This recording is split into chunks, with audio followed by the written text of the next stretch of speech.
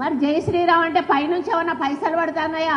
జై శ్రీరామ్ కాదు, అల్లాహ్ అక్బర్ వస్తాయని అడుగుతా ఉన్నాను. హిందూ దేవీ దేవతల మీద, సనాతన ధర్మం మీద విశ్వాసం లేని వ్యక్తులు ఈ రకమైనటువంటి ఒక వ్యాఖ్యలు చేస్తున్నారు. గతంలో కూడా స్టాలిన్ కొడుకు గానే ఇటువంటి వ్యాఖ్యలు చేసే సనాతన ధర్మాన్ని, హిందువులను అవమానపరిస్తే ఈరోజు తమిళనాడు ప్రజలు వారికి బుద్ధి చెప్పడం జరిగింది. బెంగాల్లో కూడా మమతా బెనర్జీ హిందువుల మీద, హిందూ సంస్కృతి మీద, సనాతన ధర్మం మీద చేసినటువంటి వ్యాఖ్యల్ని హిందూ ప్రజలందరూ కూడా ఈరోజు బెంగాల్లో ఆమెను ఓడించేటటువంటి ప్రయత్నం చేశారు. తెలంగాణలో కూడా కాంగ్రెస్ నేతలు ఈ హిందూ మనోభావాన్ని దెబ్బతీసేటటువంటి ఏదైతే వ్యాఖ్యలు చేస్తున్నారో దాన్ని భారతీయ జనతా పార్టీ ఖండిస్తుంది.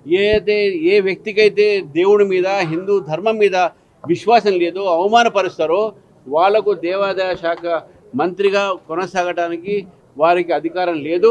దీనిపైన కాంగ్రెస్ నాయకత్వం, ముఖ్యమంత్రి గారు దీనిపైన నిర్ణయం తీసుకోవాలి. ఆ మంత్రి ఈ రాష్ట్రంలో హిందువులకు, ఈ దేశంలో హిందువులకు వారు క్షమాపణ కోరాలని చెప్పేసి కూడా భారతీయ జనతా పార్టీ డిమాండ్ చేస్తూ ఉంది.